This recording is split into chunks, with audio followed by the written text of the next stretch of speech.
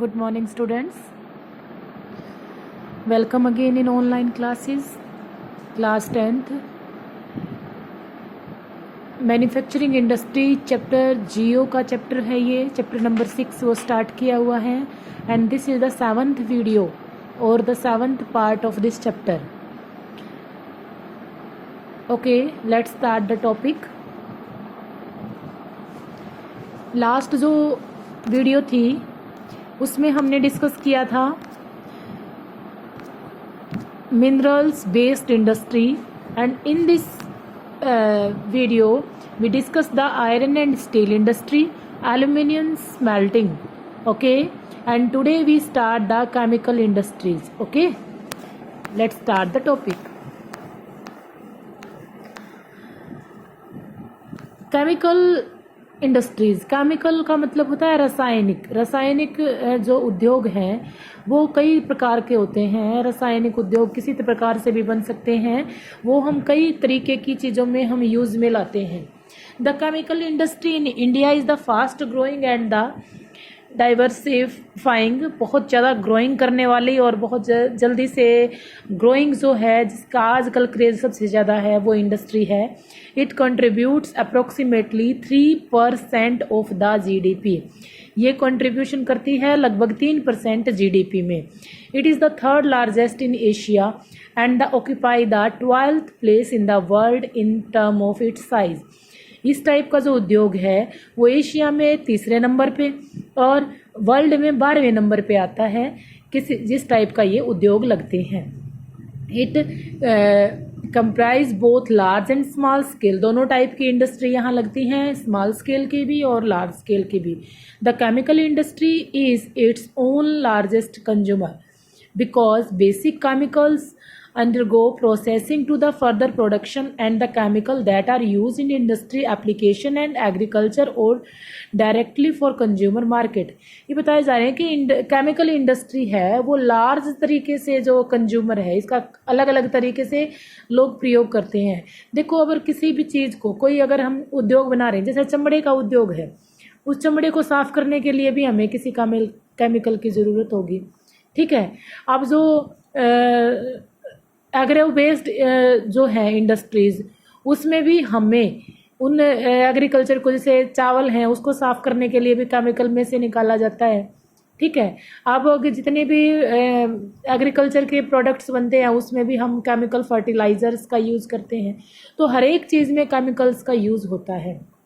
2 types, organic और inorganic chemicals. 2 प्रकार का होता है, ऑर्गेनिक और inorganic. Organic chemicals includes petrochemical which are used for the manufacturing of synthetic fabrics. Synthetic fabrics बनाने में, synthetic रबड़ बनाने में, प्लास्टिक बनाने में, ड्राई स्टफ्स बनाने में, ड्रग्स बनाने में एंड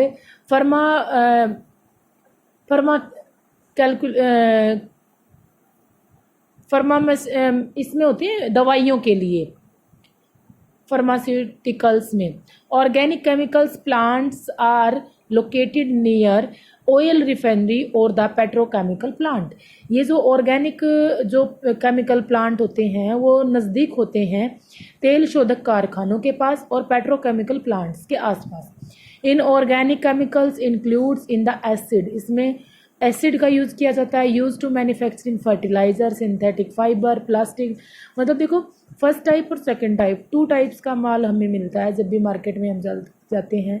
एक प्लास्टिक होता है जो बिल्कुल फाइन क्वालिटी का होता है और दूसरे में कुछ हमें अजीब सी स्मेल आती है. तो इनऑर्गेनिक केमिकल्स जो होते हैं वो सेकंड टाइप के होते हैं.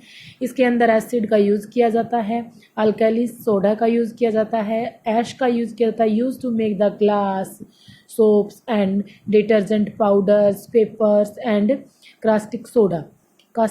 These industries are widely spread over the India or the country. Okay.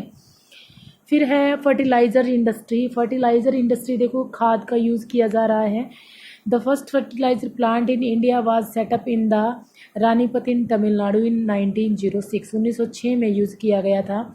The fertiliser industry is centred around the production of the in nitrogenous fertilisers, मतलब प्रोडक्शन को बढ़ाने के लिए नाइट्रोजन की मात्रा, देखो जो अर्थ होती है उसके अंदर नाइट्रोजन से ही पौधे बढ़ते हैं। नाइट्रोजन की मात्रा कम हो जाने पे बार बार अगर हम उस पर पौधे लगाते हैं और वो अगर नाइट्रोजन की मात्रा कम हो जाती है तो बेसिकली इसी बात है कि वहाँ पे जो प्रोडक्शन पे असर पड़ेगा, इसलिए ये फर्टिलाइजर्स डाले जाते हैं। At present there are 10 public sectors undertaking and one is the cooperative sector in the Hazira in Gujarat under the fertilizer corporation of India. अब इसमें 10 तो पब्लिक सेक्टर में है और एक कोऑपरेटिव सेक्टर है हजीरा में। ये पूछा जा सकता है ऑब्जेक्टिव टाइप क्वेश्चन में, ठीक है, जो फर्टिलाइजर कॉरपोरेशन ऑफ इंडिया के तहत चलते हैं। Distribution Gujarat, Tamil Nadu, Uttar Pradesh, Punjab, Kerala. Production more than the half of the total fertilizers का से हाफ से भी ज़्यादा, जो टोटल का हाफ जो यूज़ करते हैं उससे भी ज़्यादा यहाँ गुजरात और इनमें यूज़ किया जाता है। Andhra Pradesh and Karnataka and the other important producer because the easy availability of natural gas वहाँ पे है, जिसके कारण जो है fertiliser industry widely spread in this country. Andhra Pradesh में सबसे ज़्यादा है और जो गुजरात, तमिलनाडु, उत्तर प्रदेश, पंजाब, केरला में तो है ही, इससे अलग आंध्र प्रदेश में भी ज़्यादा तरीके से ये फैल रहा है। Production India produce the 1 million ton of the nitrogenous and 4 million ton of the phosphatic and the 1.7 million ton potassic fertilisers. The country has required the import potassium from the abroad. विदेशों में भी इस चीज़ को भेजा जा रहा है। उसके बाद है सीमेंट इंडस्ट्री। सीमेंट इंडस्ट्री जो है उद्योग को देखो दिखाया जा रहा है, ये एक पिक्चर के तरीके से भी देखा करो इन चीज़ों को। Cement is essential for the construction activities such as the building, house, factories, bridges, road, airport, dams and for other commercial establishment. Cement का यूज़ किया जाता है अलग अलग से ब्रिज, फैक्ट्री, हाउस, इन चीज़ों बनाने के साथ साथ अलग टाइप के जो कमर्शियल चीज़ें हैं उनके साथ भी यूज़ किया जाता है।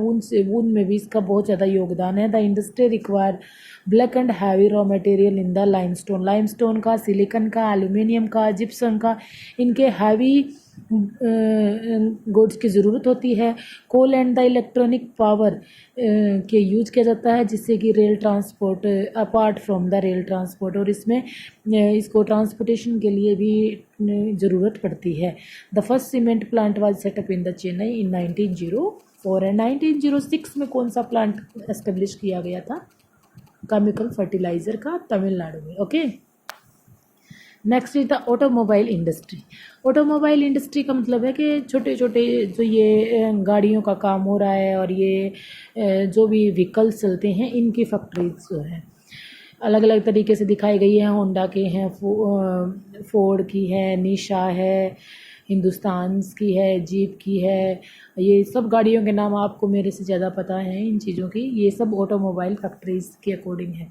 Automobile provide vehicle for the quick transport to the goods, services and passenger.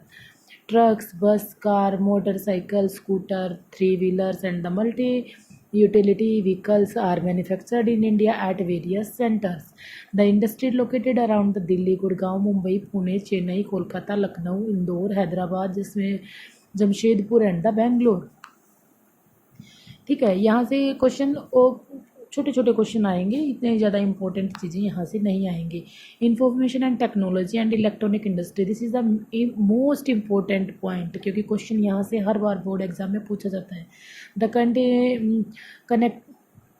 continuing growth in the hardware and software is the key to successful IT industry in India. Computer के छोटे छोटे parts हैं, इन चीज़ों को दिखाया जा रहा है किस तरीके से जोड़ के इनको प्रोसेसिंग की जा रही है। The electronic industry cover in the wide range of the production from the transistor sets to the television, telephone, ये इन चीज़ों को बनाने वाले circular telegram, telephone, pagers, telegram exchange, radar, computer, many other equipment required to telecommunication industry. Bangalore has engaged as the electronic capital of India emerged। Bangalore को electronic capital के नाम से जाना जाता है। ये क्वेश्चन ऑब्जेक्टिव टाइप क्वेश्चन के लिए है। Other important centres of the electronic goods in the Mumbai, Delhi, Hyderabad, Pune, Chennai, Kolkata, Lucknow and the Coimbatore also. By 2010 and 11, STPI Software Technology Park of India have come to the process in 46 locations at the different centre of India. India के अंदर 46 नई नई location थी जहाँ से software technological park बनाए गए थे। A major impact of the industry has been employed generation. It is encouraging to know that the 30% of the people employed in the sector are women। 30% से ज़्यादा जो हैं वो वुमेन इसके अंदर जुड़ी हुई हैं। टेक्नोलॉजिकल पार्क हैं, मोस्ट इम्पोर्टेंट है, आपसे इसमें एग्ज़ाम में पूछा जाएगा, है आपकी उसके अंदर भी होगी ये। देख सकते हैं आप कोलकाता, भुवनेश्वर, विशाखापट्टनम, हैदराबाद, बेंगलुरु, मैसूर, त्रिवेंद्रपुरम, चेन्नई, पुणे, मुंबई, इंदौर, गांधीनगर, जयपुर, नोएडा, मोहाली, सिंगापुर। इनमें से आपके एग्ज़ाम में सिर्फ 4 आएंगे। जो सिलेबस दिया है, जो रिवाइज्ड सिलेबस है, उसके अंदर दिए होंगे सिर्फ 4 जो मेन है, उनको आपने इसके अंदर फिल करके और अपनी नोटबुक में लगा लेना है। उसके बाद है industrial pollution and the environmental degradation. अब जो इंडस्ट्रियल पोल्यूशन जो फैल रहा है और जो इन्वायरमेंट को जो ये ख़त्म कर रहा है, इसके बारे में आगे पॉइंट आता है। इस चीज़ को आई थिंक हम ट्यूसडे को डिस्कस करें, क्योंकि ये अपने आप में ही 2-3 क्वेश्चन लेके रखे हुए हैं। इसको हम डिटेल में करेंगे तो इंडस्ट्री तक का टॉपिक हमारा कंप्लीट हो जाता है। एक बार हम एनसीईआरटी की स्टडी और कर लेते हैं। एनसीईआरटी में हम कहाँ तक पहुँचे तो देखते हैं। यहाँ से देखें, अगर हम शुरू से देखें तो कहाँ आयरन एंड स्टील इंडस्ट्री ये हमने कंप्लीट कर लिया है। उसके बाद है ये मैप वर्क है यहाँ जो दिए हुए हैं, इनको जगहों को अच्छे से देखेंगे। उसके बाद है एल्यूमिनियम स्मेल्टिंग, इंडिया में कितना है, चाइना में कितना है, ये डाटा दिया गया है, इसको भी एक बार देख लेना। उसके बाद है केमिकल फर्टिलाइज़र्स एक्टिविटीज़ को आप एक बार रीड कर लेना, but not so most important thing it is. And ये pressure of manufacturing aluminium industry पे प्रोसेस कितनी प्रोग्रेस की है, ये माइंड में ज़रूर आपने देखना है। उसके बाद है फर्टिलाइज़र इंडस्ट्री, देखिए छोटे छोटे से पॉइंट हैं। सीमेंट इंडस्ट्री है और उसके बाद ऑटोमोबाइल इंडस्ट्री है। इतना ही है जितना मैंने पीपीटी के थ्रू करवाया है, वही सब चीज़ें इसमें से पॉइंट आउट वहाँ हो चुकी हैं। इंफॉर्मेशन एंड इलेक्ट्रॉनिक इंडस्ट्रीज़ हैं, ये सब चीज़ें हैं। इंडस्ट्री पोल्यूशन इसके बाद आता है, industry pollution and environmental degradation. इसमें air pollution, water pollution, thermal pollution, noise pollution, 4 ये चीज़ें हमें करनी हैं। और उसके बाद यहाँ दिया गया है सम सॉफ्टवेयर टेक्नोलॉजिकल पार्क, ये हमने पीपीटी में देख लिया था। And the next topic is NTPC show the way. NTPC पे क्वेश्चन आता है, यहाँ तक का क्वेश्चन ये हम नेक्स्ट क्लास में हम इसको कंप्लीट कर लेंगे और इसके बाद हम एनसीईआरटी क्वेश्चन आंसर करेंगे। Okay, thank you, have a nice day.